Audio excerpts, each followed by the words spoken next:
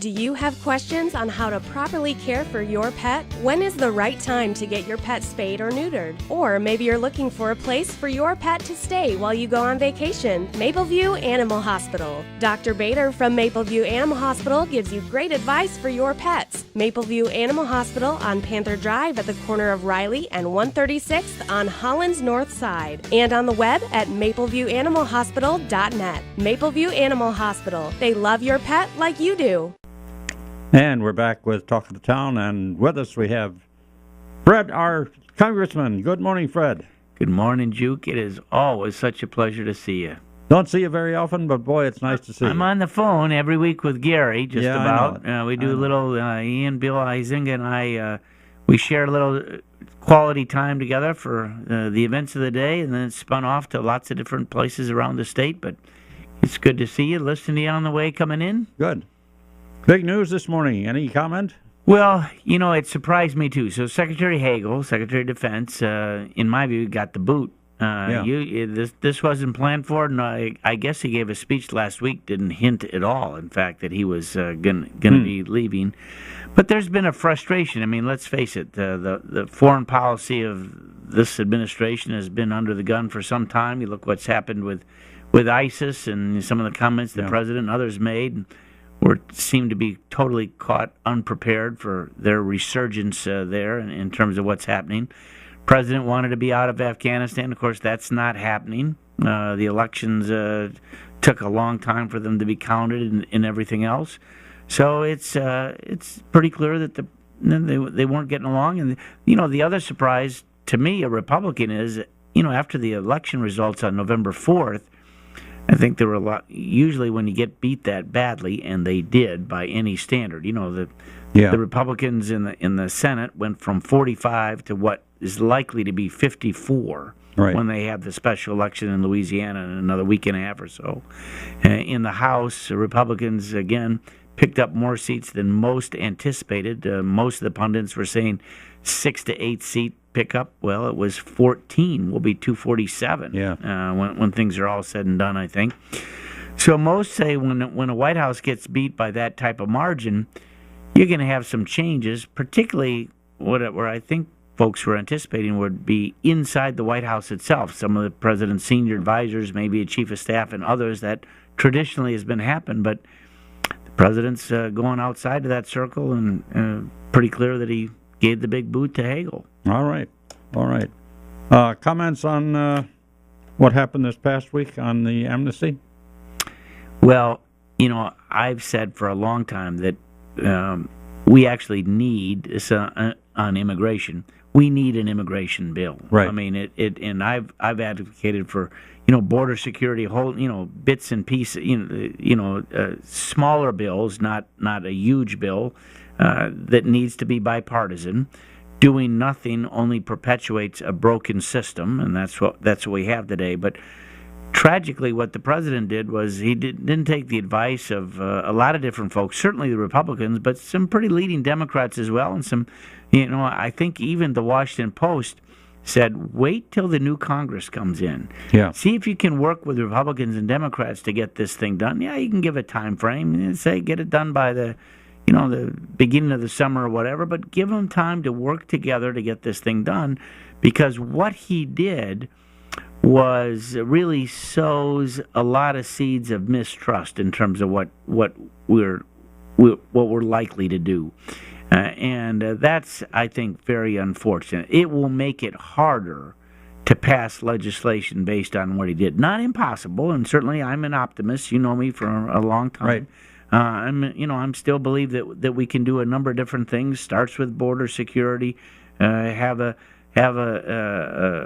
system so that folks that are undocumented here actually can obtain legal status by paying their back taxes and in essence registering, making sure that they don't have a felony record. I mean, all those different things we can do, but what the president did arbitrarily by executive order.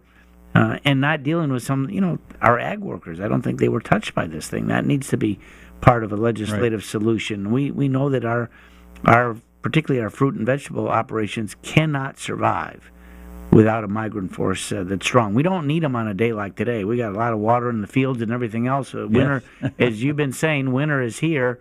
But, from asparagus in the spring through apples in the fall, we need a lot of good people to help our ag operations. I have a caller on the line here. Yes.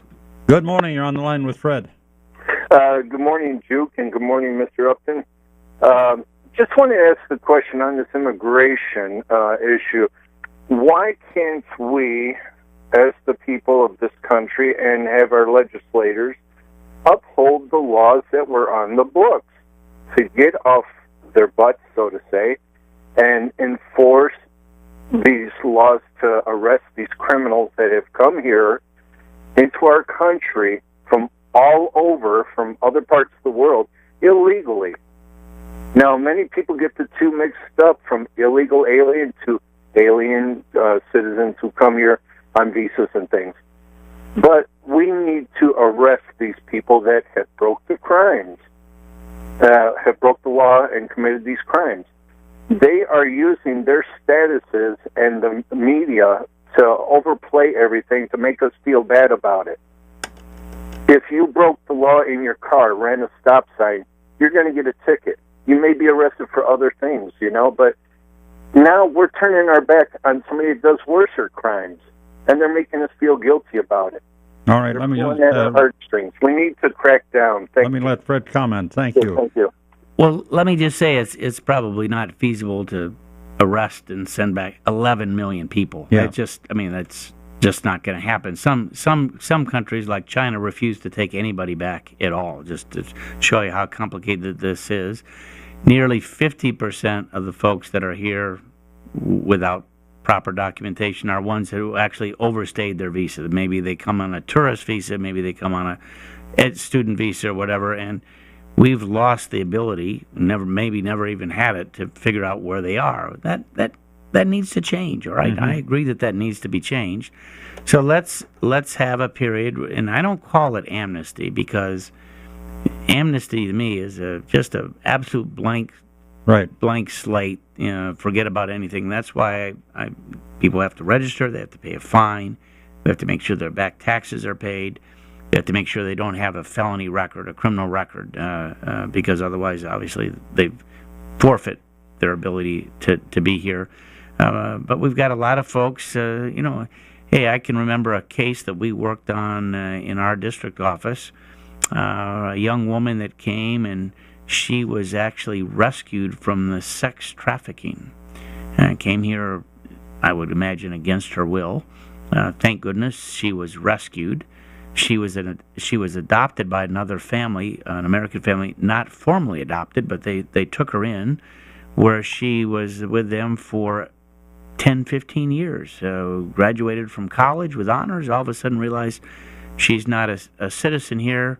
She was from China. China won't take her back. Mm-hmm. She's called, what's called is the dreamers. Kids put into that group. Kids often under 10 years old that come in and, been here 15, 20 years. Not their fault necessarily. Again, she is a special, different case. But, we need to figure this out, because, again, by doing nothing, just perpetuates a system that's working for no one. And, we're a better country than that. We really are. So, and we know that we've got a lot of folks to take our ag operations, fruit and vegetables. We need that migrant workforce. We don't need them on a day like today or, a couple months from now. But come spring, we do. But it seems like any action is impossible because of secure the border. Yeah, well, we need to secure the border. There's a lot of things that we can do. Not only our southern border, by the way, but, for the border that are people flying in. Again, we've got sizable number of folks from not just Central or South America, but other places, too, that fly into JFK Airport or other places and overstay their visa. We ought to have a system that we figure out when people come in legally, or when they come in, we know where they are and be able to, I don't want to say track them, but be able to figure out when that visa is overextended, what's going on there. We've got technology that can do that, but we do have to secure the border. I've always supported the fence, improving the fence and other things down there. We've made some pretty good improvements there, but